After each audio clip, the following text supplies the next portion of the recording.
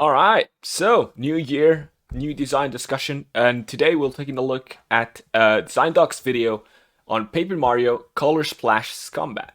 And this is actually going to be quite an interesting video. It's somewhat a short video, 12 minutes ish. And actually, one of the games that I'm making with, the game that I'm making with Bass Hound Games, so you can't really talk about it too much. What I can say is, we are quite inspired with this game. We definitely draw a lot of inspiration from Paper Mario in general. But not only, of course, we draw inspiration from a lot more. So this is going to be quite an interesting video to talk about. Let's see.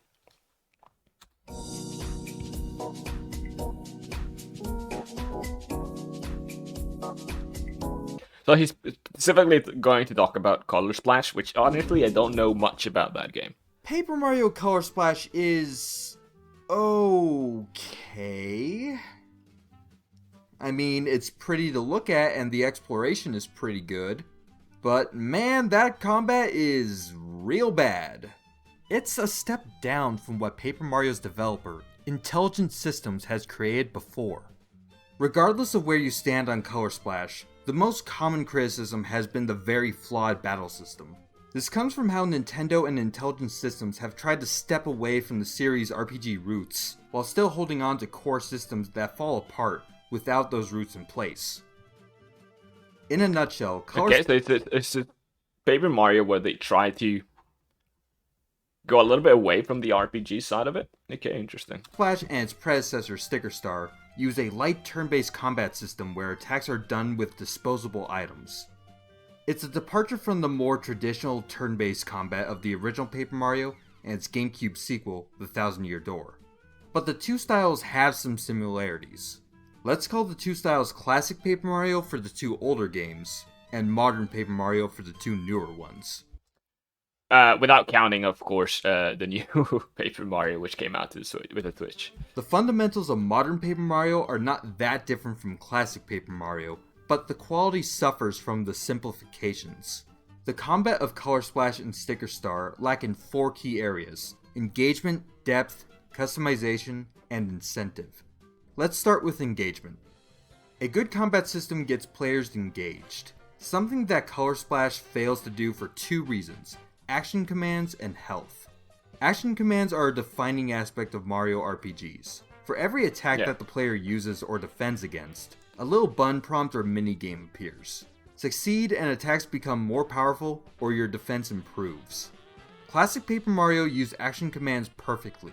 They were This is something that I really like about Paper Mario game, which is that even though it uses I would say default turn-based system of certain, I would consider them more JRPGs personally, but still. The thing is, I've had the debate with many people already. Like, whenever I talk about RPGs myself, I usually think about other types of games than necessarily turn-based games. Like, I specifically think, about RPGs like Fallout, Skyrim, Kingdom Come Deliverance, stuff like that. And so whenever I've had issues where like people say, "Oh, I love RPGs," and then suddenly they start talking about Final Fantasy, which is like games that are technically RPGs, but it's not the same, right? We're not talking about the same thing. So for me, the way that I say it is games like this, games like Final Fantasy, games like other games of the genre, I would consider them more JRPGs personally, just to make a word on it, just to put a word and a difference on it. Even though technically some of them are not necessarily made by Japanese studios, I guess. But anyways, what I mean is what Paper Mario does very well is that it adds a layer of it gamifies the turn-based, because I'm Pokemon. If you take Pokemon, which is the most basic, I guess, turn-based system, it's ends up being very, very dull. You know what you have to do because you're fighting a water type, so you know what type of attacks you have to use, and you just use that over and over again pretty much all the time, and that's basically it. And what Paper Mario does, that even though might be doing the exact same thing, as you know what type of attack you have to do, you do it over and over again. Although in this case, you can already see in the image, you do have some kind of like layer base. Some attacks might not be able to hit if you have one of those attacks that kind of jumps from one character to another. If the guy's flying, it might not work. Anyways, that's like besides the point. It adds that even though you're doing the same exact attack all the time, it adds a little mini game to it, which gamifies it and makes it so that you can be more powerful and feel better while doing it, which is I think a very great addition to turn-based RPGs like this. Varied and just short enough to keep battles active without being too tedious. In classic Paper Mario, action Exactly. This is the thing that I think we really have to balance is you have to make sure that they are easy to understand, easy to remember what attack does what. Like there should be something. Yeah, here for example, you have like the prompt at the bottom. There should be something that really tells you, well, I'm doing this attack. I know exactly what the minigame is, and it has to be again very short and easy to understand and do. commands had variety. You might pull the stick back, hold buttons, draw, shoot targets, and more. But in modern Paper Mario, it's just timed presses, timed presses, timed presses, mash, and more timed presses. It's a big reason why combat is so damn tedious in Color Splash. And this is the thing. Like I'm gonna go on on this thing a lot, but yeah, this is the thing as well where you have to balance because having many different types of minigames is good, but having too many is not necessarily good either because you don't want the player to again you have to make sure that the player knows which attack does what, which attack is associated with what mini game. So if you can join certain types of attacks with the same mini game, it's a good thing. Even though you might lack variety, it's a good thing because it allows the player to more quickly learn everything. If each individual attack has a different mini game, then it's going to be confusing because you're going to have to add a little like tutorial every single time you do an attack to make sure the player knows, oh, this attack has this mini game associated with it. Make sure that you know what you're getting into, right? Or like make sure that you're prepared for it. Because otherwise, it's just a mess. Because it's like, oh yeah, I messed my attack because I didn't know which minigame. Well, I thought it was going to be one, and it's a different one. So it's difficult to balance the kind of side of things as well. Even the UI in Color Splash is a downgrade. It takes 5 to 6 inputs for an action that should only take 2. When all attacks are performed the same way, it makes battles blend together, and your engagement in any one battle will drop. It's not just action commands that make battles more tedious. Changes in how the health system is handled make for a worse experience as well. One thing I love about classic Paper Mario was the use of low damage numbers in combat. Unlike more traditional RPGs like Final Fantasy or Persona, which use huge arbitrary numbers for damage. Yeah, I agree with that. This is something I I don't like about many of these JRPGs type games. Is that for some reason, they make the numbers, the damages massive, right? And sure, I understand that there is some level of satisfaction when you see big numbers, but it's so like useless in the sense that at some point between doing like 1,000 damage or doing 1,100 damage, it doesn't change anything, barely anything, and it's just so confusing because you're never gonna know that the variance in a singles attack damage is going to be so big that it's difficult to know whether an attack is gonna fully kill him or is gonna leave him with very little health. And I tend to like when damages are a lot smaller numbers. And in this case, it's exactly that. If you have a guy with 4 attack and you have an attack that does 1 damage, right? And if you do it perfectly, it can rank up to like 2 damage, for example. Then you know exactly how many times you have to hit him. And this is one of the things I actually do. I actually change in my Survivor type game, like Vampire Survivor clone that I'm making, is I'm also moving from a continuous life for your own character to you have 3 health, right? So you know exactly how many times you're gonna have to get hit in order to die, which is something you don't have in Vampire Survivor. In Vampire Survivor, if you're in a sticky situation, you're gonna see your health go down, but like how many hits are you getting? How many hits can you still tank? You can't really know and you can't really predict your situation. Usually like smaller numbers is something that I like. It's just more clear to the player to know what's happening. Every individual point of damage matters, and you get a better sense of how powerful you and your opponent really are.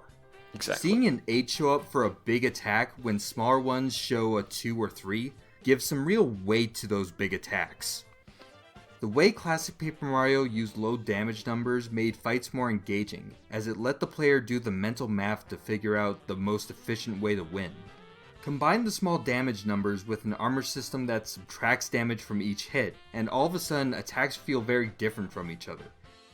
For example, multi-hit moves like Bow's Smack might have higher damage output, but they are weak against enemies with high defenses, where moves with big single strikes are more effective.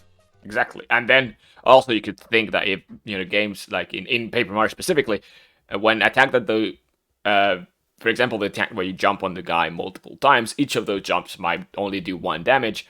And in total, you might do more damage than usually, but also it also means that you have to, that the minigame is more difficult because you have to, jump properly every single time. Right, so you have this kind of drawbacks also incorporated by the minigame. It's not just about the damage itself. A simpler itself. battle system lets the player think more deeply about what is actually happening in combat. Yeah. None of these systems apply to Color Splash. Enemies don't have health bars and your attacks don't display damage numbers. Enemy damage is only indicated by their color draining. It's a fun idea and a cool visual motif, but it doesn't actually give the player a good sense of how strong their attacks really are. It's all for nothing anyway, because most enemies will go down in a single attack. I mean, for goodness sake, a normal Shy Guy goes down on the first strike of your weakest jump, which then will stomp him 5 extra times just to rub it in. I honestly can't tell if there's a difference in damage between the normal jump and the hop slipper. I mean, the enemy is still super dead. I just had to press the button a bit more.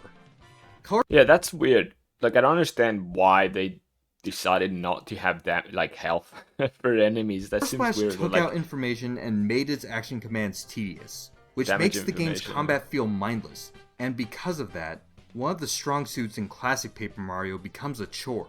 Something to just get out of the way instead of something fun. Color Splash and Sticker Star's combat don't fail because they're too easy. They fail because there is so little to consider. Classic Paper Mario games aren't exactly challenging, but they... Like, I feel like the biggest issue in these modern Paper Marios is the fact that they're just not giving the player the information he needs. It's just a lack of, I guess, UI or whatever you want to call it, so to give the player the information he needs, in the sense that, well, this attack is going to do, or this attack is going to do X amount of damage. This enemy has that amount of damage, so you can kill him, right? And you know that every single hit is getting 1, etc. So it just, I feel like from everything he's been telling us, it's just the fact that he just, for some reason, they stopped giving you information. They aren't really pushovers, and they definitely aren't mindless. They gave you a ton of different options in combat, from normal attacks, special moves, items, star powers, and partners. Your options were complemented with plenty of enemy types, plus your limited pool of FP made you mix up your tactics. Part of the fun in combat was finding the most efficient strategies. Your options in Sticker Star and Color Splash mostly come down to either jump, hammer, heal, or thing. Yeah, thing. Just like classic Paper Mario, you do have to pay some attention to how enemies are set up, but it doesn't really mean much. There's practically no strategy to combat because 4 out of 5 times you can win the fight in your first turn. There just isn't enough time spent for a complex strategy to play out. So I feel like from what we've been learning, it seems to me that these Color Splash combat, this Color Splash Paper Mario, is maybe an attempt by Mario to expand, to make it more kid friendly for this type of game. Because I understand that, like, this type of RPGs, if you're very little, it might be difficult to pick up, right? Considering that you have to, have an understanding of what the attacks do. You have to start creating some level of tactics, some level of strategy in your order of your attacks and who you target, etc. I feel like maybe they were saying that, Nintendo, at the end of the day, it's, a company that is usually aimed for kids. So maybe they were saying, okay, well, somehow we're not aiming at the current demographic, and they tried to change it by making a more simple Paper Mario. I feel like that's what they do. So then they remove all of the information from the player so that, they make sure you're not overwhelmed. They make sure that you don't even think about it. It's just like, you just do attacks because they're fun, and you win the fight, and the simple strategy works just as well anyway. If the fight just happens to be too hard, try using one of your zillion thing cards that will literally win the fight for you. Most of your overpowered attacks don't really have any real limitations, unless you count the paint system.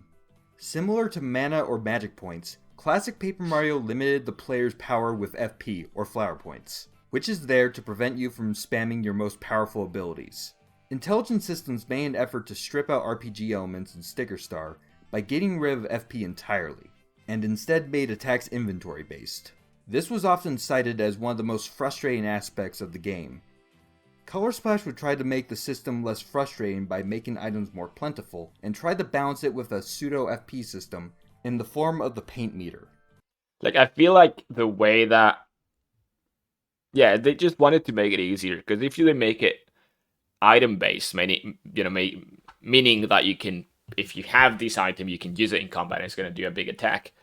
They can design it a lot better in the sense that if you're coming up to a boss, they can, in the room before it, you give the player a strong ability that, first of all, they're going to want to use it, and, well, it's going to help them a lot in that boss fight, right? It's just, overall, it's just all of these little things that make it easier in general. In order for your cards to do any significant damage, they have to be painted, which depletes the paint meter.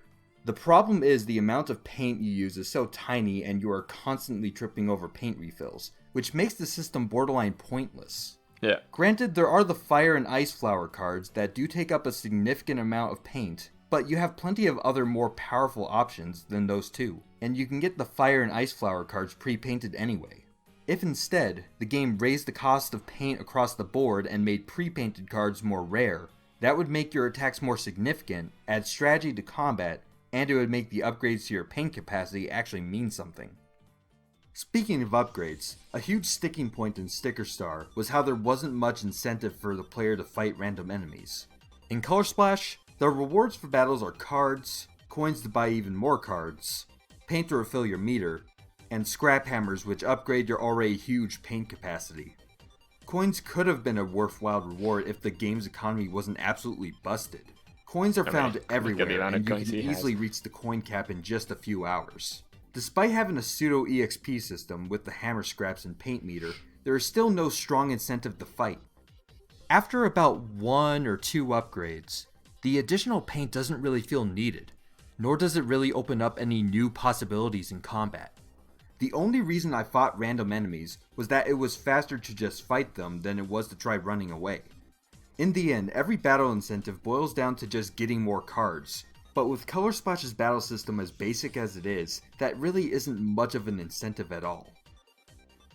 We still haven't talked about the most frustrating aspect of modern Paper Mario's combat, the lack of customization.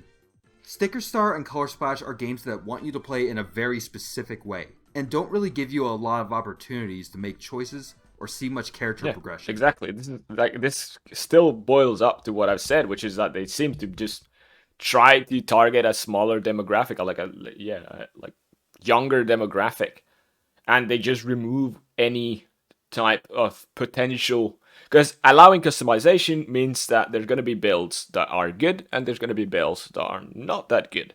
And if you allow that to people, basically, and someone, if you give it to small kids, they're not going to have this concept of what could be good, what could be bad, or even, I guess, the insight of like, this doesn't work, let me change to something else. And a little kid, if they see that the game, they can't progress or they're having trouble with it, they're just going to not play it, So I feel like this is to just keep removing stuff to avoid these kind of situations, which ended up making maybe a game that was played more by kids, but it ended up being a game that, the older demographics just did not like.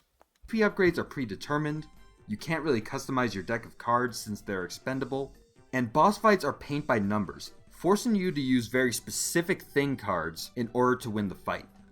You don't have to guess what item you need to beat the boss, so it's a bit better than Sticker Star, but still isn't very fun. You are stuck fighting the boss. Exactly, you don't even have to guess, is what I mean. You don't even have to guess the type of ability you need. Which I guess is something they learned from Sticker Star. One specific way.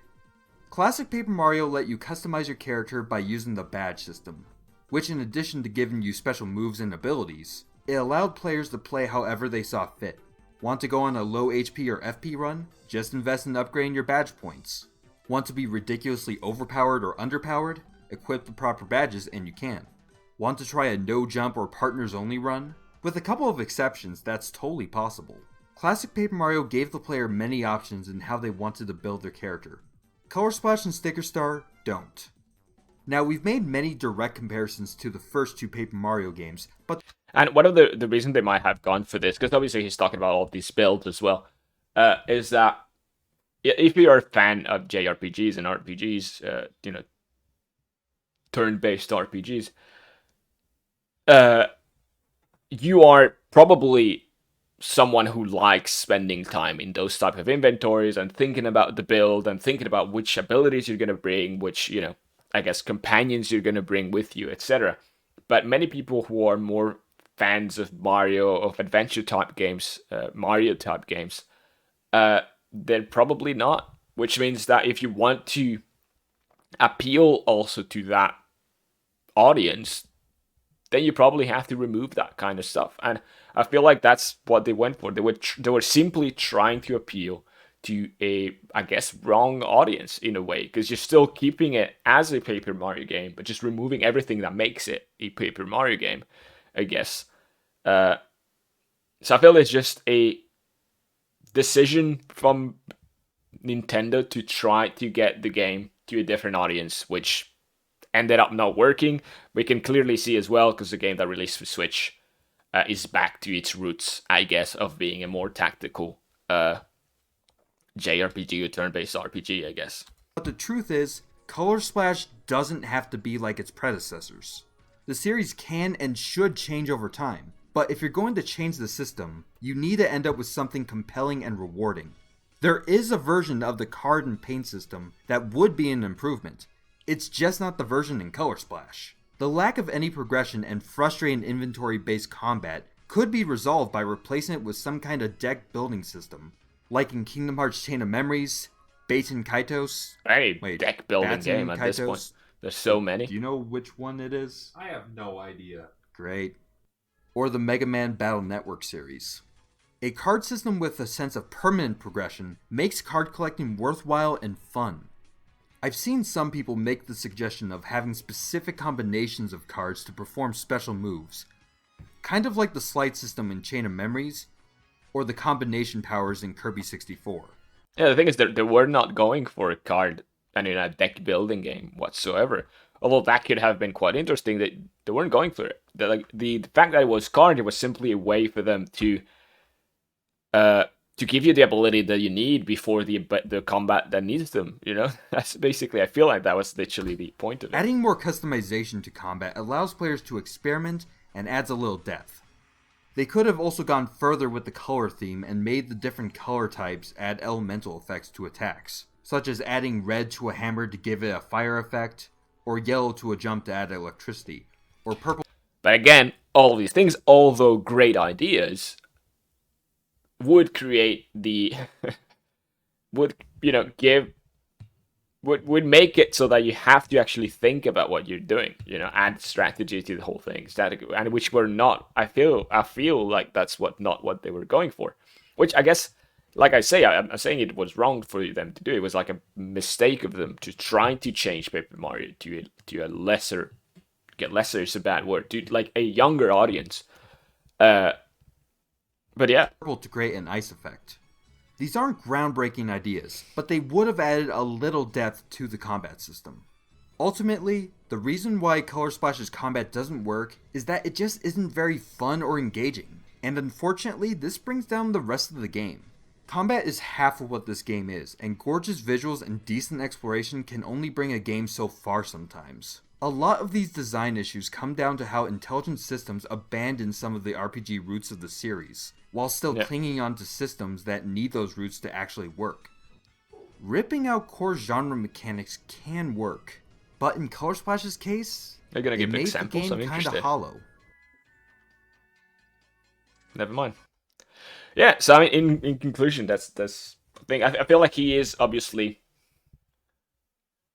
I feel like he's interpreting it wrong in a way, because I feel like he's just saying that they were trying to change the system but failed to do so, I guess. And my perspective of it is that is they were aware of what they were doing. It's just that it doesn't work, and like in a way that what they said is what he said is that they removed systems. Uh, but removing certain system makes the system that they keep obsolete or unnecessary. And in a way, they could have made a adventure exploration Paper Mario game without necessarily adding that type of combat, right? They could have added either a different type of combat or just not combat at all, right? And maybe that would have worked a little bit better. Uh, it feels like they kept this combat of the Paper Mario series, but trying to remove too much that makes it not work anymore, basically, and not appeal to the RPG, the turn-based RPG populace. I guess I don't know why I say populace, but still. So yeah, I think that's basically it. And these are things that we are trying to take into account. And it's a good video nonetheless. I guess it explains a little bit. Well, it says why that game is not that good. Again, for me, it just boils down to Nintendo deciding for some reason that they wanted to change the demographic that they were aiming for. That's my opinion. I'm not sure. I'm interested actually in seeing if there is any. I guess not. There's really no change in the age requirement for those games, considering that all of them are probably for everyone in general, since they don't have any violence. But yeah, anyways, I'm assuming that that's the reason. My assumption is just that Mario, the developers working on the game are not bad designers, right? They're not bad designers. It's just that they were trying to get something that just doesn't work, I guess. It was probably they were trying to do something. They were given the task to make a Paper Mario, and at the same time given a task to simplify it as much as you can, and ripping up any type of necessary tactics, I guess. And that's what it did. And turns out, an RPG, like a turn-based RPG without tactics, not very fun. So anyways, I guess that was it. Thanks for watching. Come back, I guess, for the next video. Subscribe if you liked it, and see you next time. Bye-bye.